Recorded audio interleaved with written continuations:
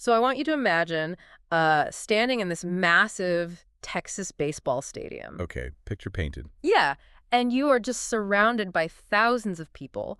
All of them are on their feet. You know, the energy is completely electric, and the crowd is just cheering. Oh, right, like a massive rock concert vibe. Exactly. But down on the stage, it's the famous motivational guru Robert H. Schiller. And he's pacing back and forth, holding the microphone, and he just screams to the audience, like, cut the word impossible from your life, cut it out forever. Wow, which is, I mean, it's the ultimate picture of the American self-help dream, right? Yeah. Just this absolute unwavering belief that reality will somehow bend to sheer optimism. Right. But here is the crazy twist. Just a few months after shouting that from the stage, Schiller's megachurch, the Crystal Cathedral, they officially declared bankruptcy. Oh, wow. Yeah, the math, as it turned out, did not care about his positive attitude, Not at all. The debt was just impossible to overcome. which really exposes a fundamental crack in the foundation of our modern culture, I think. And that's exactly what we're getting into today. We're doing a deep dive into Oliver Burkeman's book, The Antidote, Happiness for People Who Can't Stand Positive Thinking. It's such a great premise for a book. It really is. And the mission today is to uncover this counterintuitive aha moment.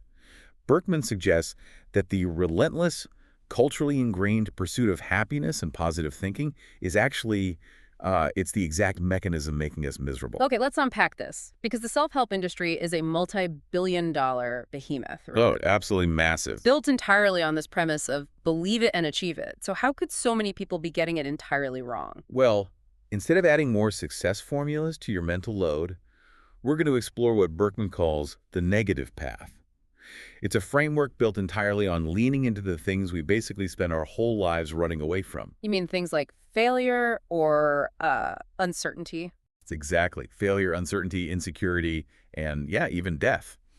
But to understand the power of this negative path, we first have to, dismantle the broken systems of the positive thinking industry that we've all been sold. But the sheer scale of the failure is staggering when you actually look at it. Because when you start stripping away the shiny covers and the flashy marketing slogans, the core messages of these books are incredibly hollow. It's very banal, yeah. Like, take a classic like How to Win Friends and Influence People. Boil it down, and it essentially just says, be pleasant rather than obnoxious and use people's first names a lot. Right. Right. Or, the 7 Habits of Highly Effective People, which basically advises you to figure out what matters most to you and then do it. Groundbreaking stuff. I mean, the simplicity isn't the real problem, though. The issue is the underlying business model itself. The publishing industry actually relies heavily on a concept known as the 18-month rule. Wait, the 18-month rule? What is that? So the industry relies on failure. The person who is most likely to buy a brand new self-help book is someone who bought another entirely unhelpful self-help book exactly 18 months prior. Oh, wow. So the self-help industry is essentially a leaky bucket. And instead of fixing the hole, they're just selling us more water. That's a perfect way to put it. The industry doesn't function like a hospital trying to cure a patient. It functions way more like a casino. Just keeping you at the slot machine. Exactly. The book gives you a temporary dopamine hit. You get this illusion of control and motivation, but nothing fundamentally changes in your life. The high wears off, the manifestation fails, and 18 months later, boom, you are back pulling the lever with a new book. But why are we so eager to buy into fabricated studies to feed that addiction? Like, what's the psychological hook? Well, what's fascinating here is how society operates as a positivity addict. We rely on superstitious, almost magical thinking to attract good outcomes, and we completely ignore the data that proves it doesn't work. And we swallow the myths so easily. The sources highlight this fake 1953 Yale study of goals. Oh, the famous Yale study. Right. Countless motivational speakers claim that researchers studied the Yale graduating class of 1953, and supposedly only 3% of the class had written down goals. And then 2 decades later, that tiny 3% had amassed greater financial wealth than the other 97% combined, right? Exactly. It sounds like the ultimate empirical proof that writing down positive goals leads to financial dominance. But the study never happened. That could completely up. A total fabrication. But it gets repeated in seminars and books everywhere because we are desperate for a cheat code to bypass the uncertainty of life. We want to believe that if we just write something down, we're safe. Right. Not to mention, macroeconomic data actually shows that above a certain basic level of income, Yeah. once your basic needs are met, making more money does not correlate with increased happiness at all. Yeah, some of the poorest countries in the world consistently rank higher in subjective well-being than highly developed, wealthy nations. Because confronting the chaos of reality is painful. And since the external self-help industry is selling a flawed product, we have to look inward at the psychological mechanics. Like why forced positivity actually damages our brains. Exactly. Which introduces Burkeman's central thesis, the backwards law. Striving for psychological goods, like security and confidence, actively pushes them away. See, I struggle with the mechanics of this. How does wanting to be confident make someone less confident? It's wild, but look at psychologist Daniel Wagner's ironic process theory. He conducted the famous white bear experiment. Oh, I think I've heard of this. Yeah, so if I tell you to try for the next 5 minutes, absolutely not think of a white bear under any circumstances, you fail almost instantly. Because the white bear immediately pops into my head. I'm thinking of one right now. But what is actually happening in the brain to cause that failure? Well, Wagner discovered that when you try to suppress a thought, your brain essentially splits into two distinct processes.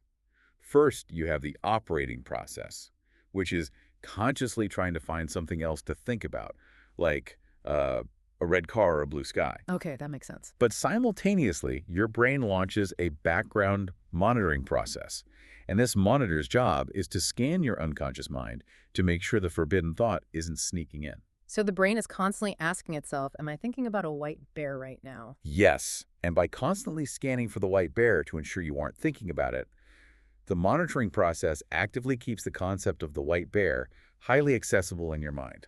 Wow. So the alarm system designed to keep the thought out becomes the exact mechanism keeping it alive. Exactly. Now, applying this to complex emotions is really terrifying. Research in the sources shows that people who are explicitly instructed not to feel sad about an unhappy event end up feeling significantly worse than a control group who received no instructions. So if you tell yourself, don't be anxious about this presentation, your monitoring process just starts aggressively scanning your nervous system for anxiety. Right. You dedicate immense mental effort to searching for negativity. And because your attention is entirely focused on detecting anxiety, you actually sustain the feeling of anxiety. And the sources even note this happens with positive affirmations, too, like looking in the mirror and saying, I am a successful, lovable person, forces the brain to cross-reference that statement with reality. And when the brain inevitably notices the gap between that grand affirmation and your actual messy, imperfect life, it triggers a massive happiness hit. The affirmation literally highlights the failure. But wait, I need to push back on the premise here. Isn't there a difference between toxic positivity and just trying to have a good attitude? Sure. Because it feels totally counterintuitive to just let negative thoughts run wild in your head. If you're stressed about a job interview, just letting your brain spiral into worst-case scenarios sounds like a recipe for a total panic attack. Well, it is entirely natural to fear that letting go of suppression will lead to a destructive spiral. We sort of assume the mental dam is the only thing keeping the floodwaters back. Right. But the negative path isn't about passively letting your anxieties run wild and dictate your behavior. It's about actively and strategically inviting the negative in. For this, the sources point to ancient philosophical toolkits. Oh, right. Specifically the Stoics. Yeah. The Roman philosopher Seneca advised a practice called premeditatio malorum, which is the premeditation of evils. It's the intentional practice of sitting down and regularly imagining the absolute worst-case scenario. Like losing your job or your health or your loved ones, which to a modern ear, sitting down to visualize your family dying sounds incredibly morbid, almost pathological. It sounds totally morbid until you understand the cognitive shift it produces. See, when you passively worry about losing your job, the fear remains this abstract, looming monster in the dark. Your amygdala, the brain's fear center, just stays constantly activated. But when you actively visualize the scenario in detail, you drag the monster into the light. Exactly. You realize, okay, if I lose my job, I will have to move in with my sister, I'll eat cheap food, I'll be embarrassed, but I will not die. Here's where it gets really interesting. This ancient wisdom is basically an emotional vaccine. Oh, I love that analogy. Think about how a biological vaccine works. You take a weakened, dead version of a virus, and you intentionally inject it into your body. You do this so your immune system can study it without being overwhelmed. Building antibodies for the future. Exactly. By intentionally exposing yourself to a weakened intellectual version of a disaster, you're building the psychological antibodies you need for real life. The vaccine analogy captures the mechanism perfectly. And while Stoicism uses active visualization, Buddhism approaches the negative path through non-attachment. Right, recognizing that suffering arises from craving things to be different than they are. Yes, the practice of mindfulness is described as the storm before the calm.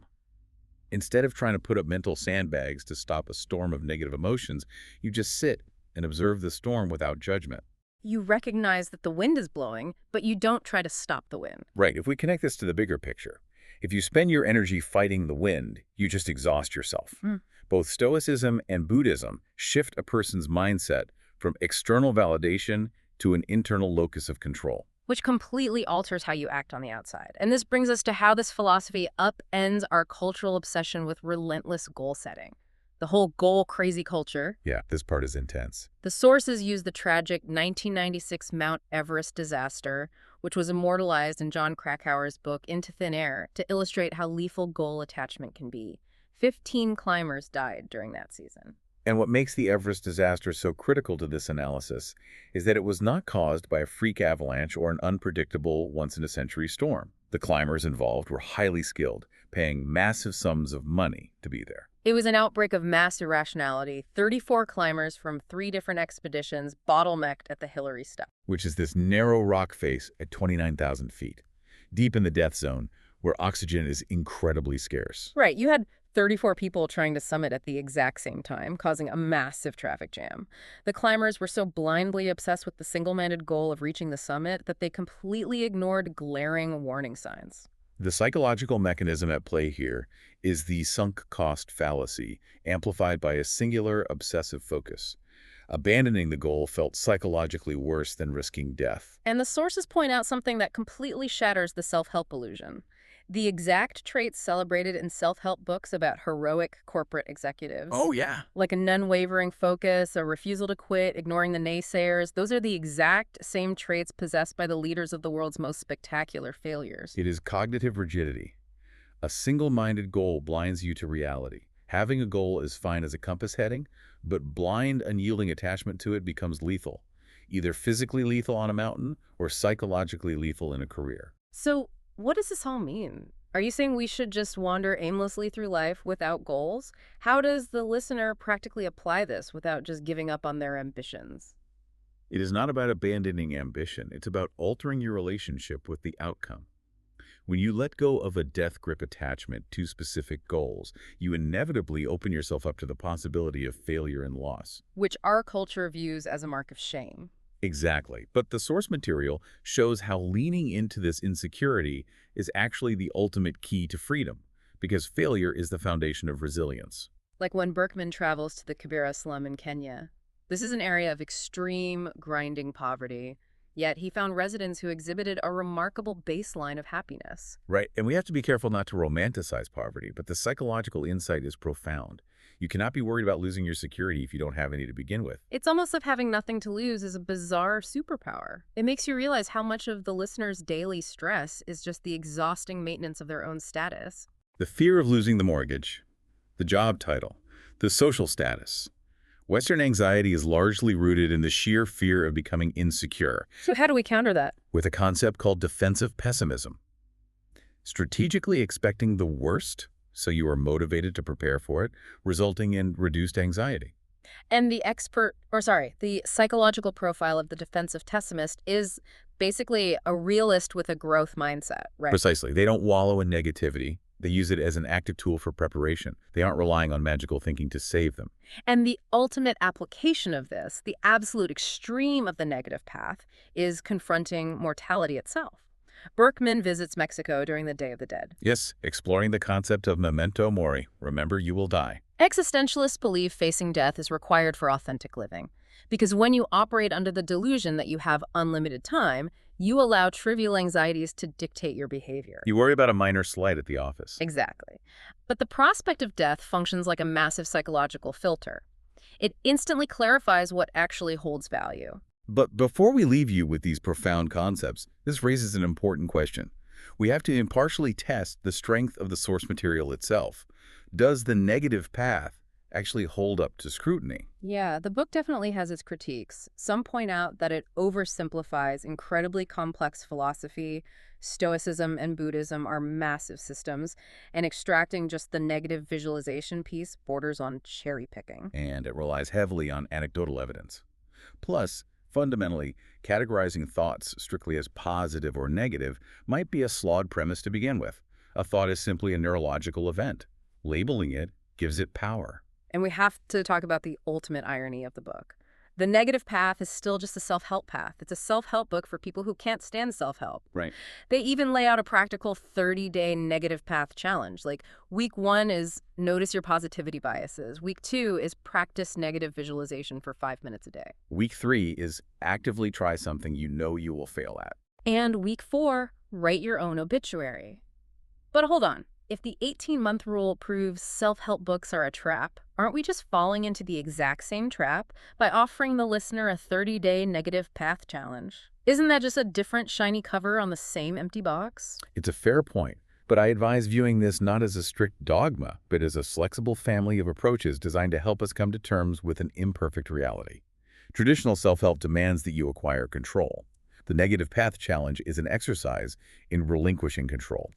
Okay, so it isn't trying to fix you. It's designed to help you realize that you don't need fixing in the first place. Exactly. Which changes everything. So to wrap up this deep dive, happiness is absolutely a worthy target, but aiming directly at it guarantees you will miss. The true antidote to our modern anxiety isn't a forced smile. It's the courage to face the storm, accept failure, and recognize our own mortality. And remember, you don't need to eliminate your insecurities or perfectly control your future to live a meaningful life.